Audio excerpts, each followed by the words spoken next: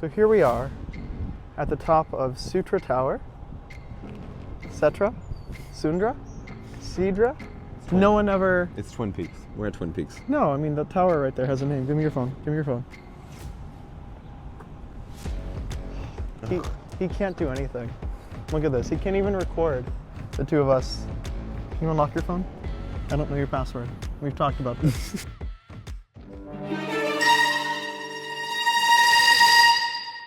Best beaches in the world? Cocoa Beach. I mean, it's priced. New Smyrna. It's priced like it's the best beach in the world. All right. James and I are walking up the Twin Peaks together on a romantic date where we both would have rather taken a romantic partner. Okay, bitch. And instead we are going with each other because neither of us could get dates tonight. We're both basic boys with no riz. Yeah. Not bad, huh? It is pretty nice. I enjoy this. So James and I grew up together in Orlando. We met at the humble age of 13 at the Orlando Science Center. I was 14? No, I was 16. I was 16. So maybe we didn't grow up together. But it feels like I've known him for a while. In fact, when I was 13, my best friend Jake moved away from the city of Orlando to go and live with his mom in Apopka, or a faraway suburb. And I went over to his house to hang out with him. Apopka is not a suburb. Apopka is where the farmers live. And the very racist who bring guns to bars. Okay, it's Sutro Tower, so I was pretty close. Put the phone in your other hand. Yeah, Sutro Tower. So James and I have gone on a beautiful hike together where we have gotten to see each other. I have not seen James that much, or normally I only see James about once a 2 years. Once every 2 years. Over COVID, we didn't see each other at all. Might not want to say that word because, you know, the algorithm. Trying to get in the background of the two of us. Welcome to Sutro Tower, bitches.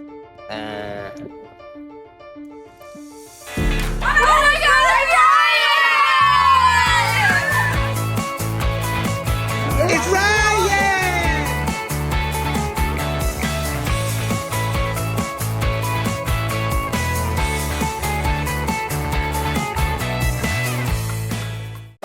Yeah. And so I have been fortunate enough to see James 3 separate occasions in the last 6 months. Wait, when did I see you? You saw me at Christmas, you saw me in Chicago, and then right now. That's true. And so two friends that live on opposite sides of the country, East Coast versus West Coast. Is Chicago East Coast now? Chicago's on the eastern side of the Mississippi, and if you remember, Is it? It's right in the. Pretty sure it's right in the middle of the Mississippi. Actually, if you remember the Missouri Compromise, it wasn't part of that, dude. what was that the French and Indian War? The Spanish? You mean the Louisiana The Purchase? Louisiana Purchase. It wasn't part of that. Well, it wasn't a part of it, but it was on our side prior to us buying it. Well, it was in the North during the Civil War, so okay, North versus not a part. Oh, okay, I guess. No, I guess California was part of the Union too. We had a regiment. We sent like 2,000 people. Okay, stop here. I like the aesthetic of having that in the background. So yeah, we're here at Sutro Tower. James took me on a beautiful romantic walk.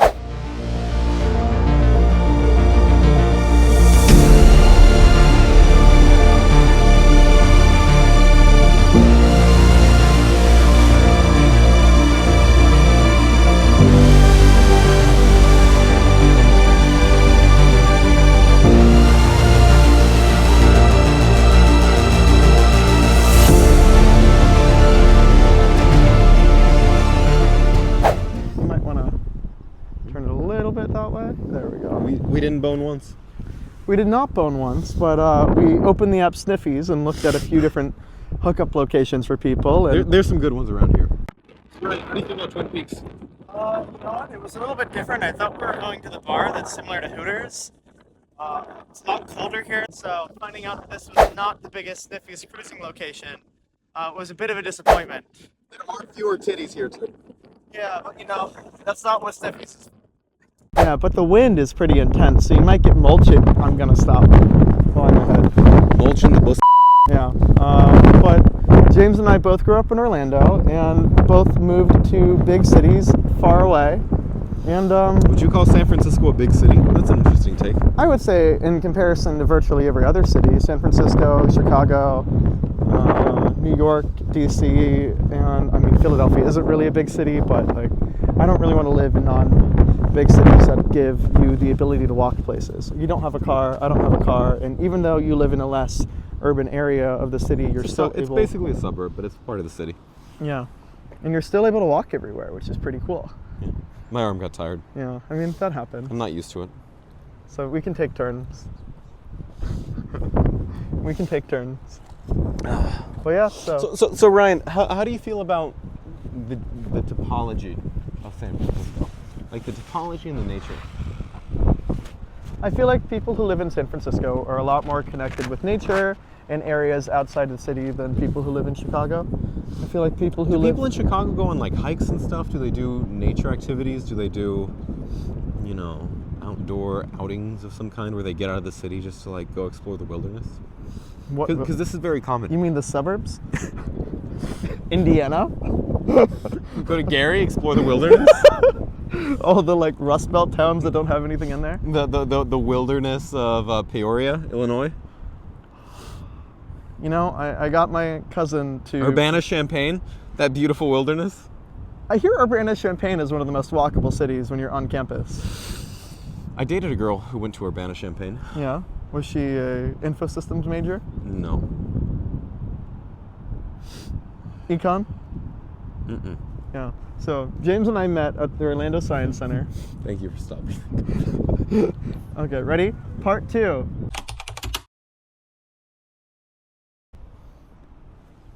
So I got the beginning. So now James and I are talking about part 2 of our friendship. James and I have known each other since I was 16 and he was 15. 10 years. 10 years almost, which is kind of crazy. I read a stat on the internet and it said that once you've known someone for 6 years, you're probably never gonna not be friends with them again. Aww. Right? Your sister's gonna hate it. Why? I don't know. She hates me. Yeah, she does. Because she thinks... Ryan was a very different person when we were younger. So Ryan had some interesting politics and... But I feel like she only met me in the car that one time in an Uber on the way to a casino in Orlando. No, my dad was driving. But she was there, right? Yeah. And all three of you... But you were being eccentric. I mean, See, the thing about Ryan is he plays a character, and he plays a character very well. I mean, it's not quite like old school Stephen Colbert levels of like playing a character, but like he does, and the whole point is to like get a rise out of people. And he's very effective at this, but like he's too good at it, actually. To the point where I forget about it. Yeah. And then the other people remember, and I they're find like, out oh, this 5 years guy later. sucks. Well, people either love me or they hate me. There isn't a middle ground, and a lot of people go through this like period. What if they don't know you? I don't know, they're indifferent until they talk to me. And then they like me if they see mutual friends like me and stuff, and typically the people that I'm friends with, I form pretty strong or deep relationships with, especially people that I maintain relationships with, to the point where their friends automatically will like me because I like them. While I was in DC, or while I was in LA just recently, can you take the phone and hold it? Other hand. Yeah. While I was in LA, I met my friend Grant and Brett. I was staying with Brett, and I was kind of afraid that as two gay men, they would have met each other before and known each other and potentially clashed because gay people typically sometimes don't get along. Typically sometimes? Typically sometimes. It's an interesting way of saying it. It is an interesting way of saying it. And, see, Ryan and I have very different educational backgrounds too. So like, when it comes to like talking and language, he speaks in a way that's very superfluous. Your face isn't in it. So sometimes what'll end up happening is I have to correct him because what he's saying doesn't make any sense. Yeah. So I was afraid that they wouldn't get along, and I was like, oh, I'm going to bring my friend with me. And it turns out that my friend Grant ended up saying that like any friend of mine is a friend of his. He trusts the people that I would build relationships with. And it was cool to like know that a person that I was like friends with didn't care who the other person was and would just automatically assume. Even Joe said that. Joe said that any friend of mine is a friend of Joe's, and that I can invite them over to Joe's house, even though he has roommates, without asking. Love Joe. I feel like that's a red flag, but okay. Okay, well. That makes Joe a terrible roommate, by the way. Don't be that roommate. But yeah. Sorry, Wheeler. Yeah, so James and I have a variety of mutual friends in common that we've introduced each other to, and James and I have been friends now for 10 years, and it's kind of funny to see our friends meeting each other. Literally 10 years. Literally 10 years, because we met during the summer program. Mm-hmm. And it probably started around now. Yeah, exactly. And it's really funny to have gone on over the last several years meeting James's friends and my friends, and then having them automatically like us. I mean, I think like 5 years ago I met a bunch of your friends at a bar. Yeah, for my 22nd birthday. Yeah, during my let's say it was not my best. No, it wasn't a great impression. For sort of the reason we talked about earlier, but then what's interesting is we met that in the background. Yeah, so yeah. I like that a lot. Well, what's interesting is we met some of those same people recently, and they really liked Ryan. Like, I remember talking to one of my friends, and they said, oh, it was so pleasant hanging out with him. I was so surprised. And I think this goes to show that we've both changed in a lot of ways. But what hasn't changed is the fact that we're still close. Yeah. And so Ryan, why do you think then that we've managed to stay friends for 10 years? I felt like I had this pretty close connection to you, like within a year or two of meeting you. Like, it was weird when we were building our friendship. We didn't hang out in person after the Science Center ended, so we both volunteered at the same summer camp. They were like, you can't work here as a paid person unless you're 18, and I was 17. So I then quit my paid job at this place that we both worked at to go volunteer, and then I met James's ex-girlfriend, and then she introduced me to James by saying, hey, you guys both play the same stupid video game, you would like each other, be friends. And then I don't remember exactly what I said to you, but like our first interaction was pretty weird. There was a brick. There was a brick involved. There was a brick. We were bricked up. But then we started playing a video game together called Europa Universalis 4, and from there we've been extremely close. Take it. You're weak. For someone who works I out held as it much for as you do. so long. Are you joking? I held it for so much longer. Okay. You probably held it for 3 minutes. But yeah, so we played the same video game together, and then we bonded on the internet over that. And then we both started working out at the same time. Our dads both have virtually the same political views. Which is hilarious, because my dad is like this white Protestant from like Orlando, and his dad is this crazy Catholic Cuban from Cuba. Literally from Cuba. Yeah, they have virtually the same views. I mean, your dad listened to... Actually, my dad isn't as radical as yours now. My dad is like, oh, I don't like Trump anymore. I don't want to vote for him. And your dad is okay with it. So your dad is going to vote for Joe Biden? I think he's okay. Well, I guess he doesn't have to in Florida. Not anymore. Anyway. But yeah, maintaining a friendship over the course of 10 years has been kind of crazy, because James and I will go a month or two sometimes without talking to each other, and even when we reconnect, it's like we haven't been apart. Like, we just resume, we refresh, we talk about the things that we talked about, we give updates on our mutual friends. Now we have a variety of mutual friends that text us both independently of each other, which is really funny.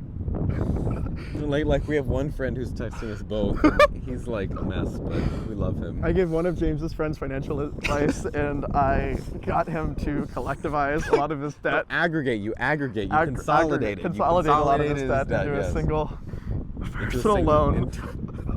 And he did it within 2 days of me telling him. I mean, I don't know why people trust him, but like somehow people trust this guy. I'm actually pretty good at my finances. I was shocked when I found out. When I hang out with you, I mean, I notice the differences between us, and how we spend money is pretty funny. Yeah. I bought pants for $750. Ryan would never do that. No, I bought a necklace for $750. I would never. And it's now worth like $2 or $3 grand, but like is it? A pair of pants. Yeah, it is. Where did you buy it? France. What city? Paris. Ile-de-France. You know what? I feel like I've conquered that in a video game before. Oh, my arm is hurting so much. Two best friends in a lesbian bar.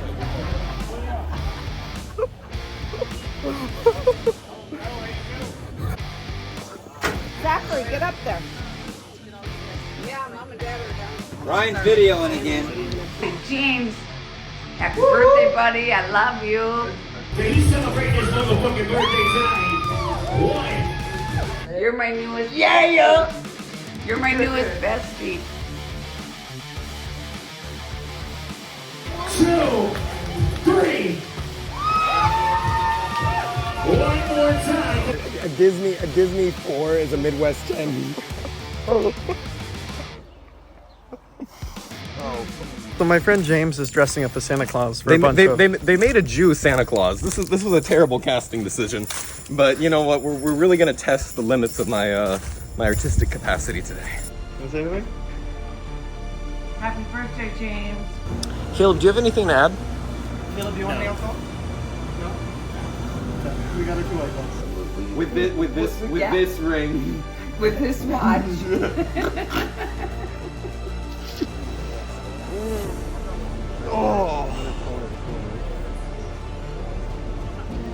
Santa don't have an apple.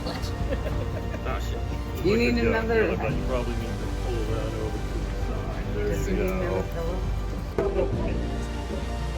There you go. Y'all selling cigars or something? Y'all cutting something?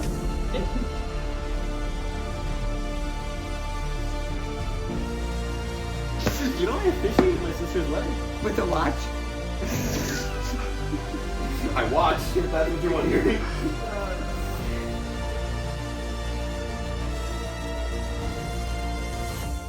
We are in Orlando at one of Dollar General's new concepts, DG Orlando X. I'm here with my ex-boyfriend to go to DGX. Hi, Caleb.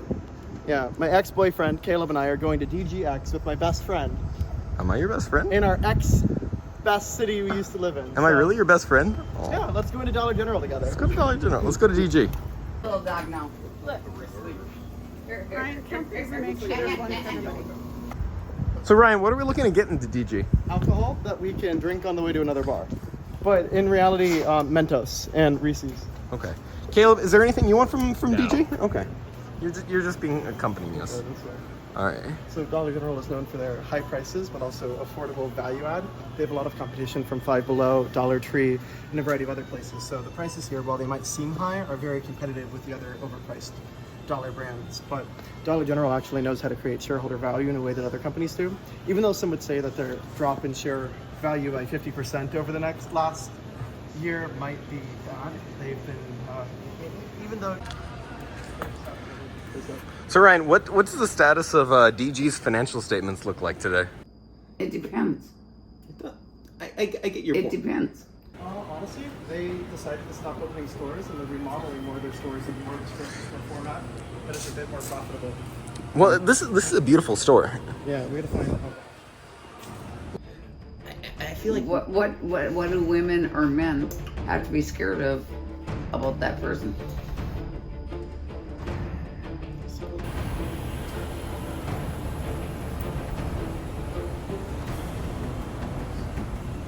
So Ryan, how much would this usually cost at another similarly styled dollar store At chain? a different dollar store at Dollar Yeah. Tree, this would be $2 for the Dollar Tree brand, but it would be Okay. a much smaller container. But yeah, that is a... It's a big fucking bird. Yeah, you know, my voice might be fried, but at least it's not California local fried. Could have been much worse. Yeah, these birds are always pretty... Now, are we talking Dollar Tree brand, or are we talking Ocean Spray, but at a different store? So if you look at the price here, we're going to compare it right now.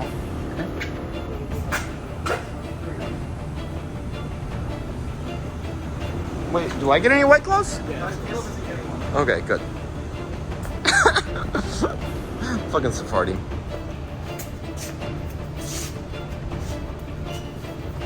Ryan, which is better, Paris or Oz Park, Chicago? I mean, Oz Park reminds me exactly of Versailles. I think it was inspired and designed by the very same people. Yeah, I think Louis XIV actually went here when the French colonized Illinois back in the day. And all the fur traders that came up the Mississippi Delta, I think they came here, and Louis XIV visited. What else would they do here? I mean, look at the design. Look at the garden. Yeah, I mean, we got a Tin Man over there, you know? We've got some volleyball fields. We've got trees. I mean, it might be better than Versailles, actually. Oh, you know what? The only difference is there are no boats for you to like ride around in a little gross-smelling, tiny waterway. And there's also no Aperol Spritz, which is actually Or crepes. no crepes, No no crepes Aperol in the park. Spritz. You know, actually this place is shit. Oh my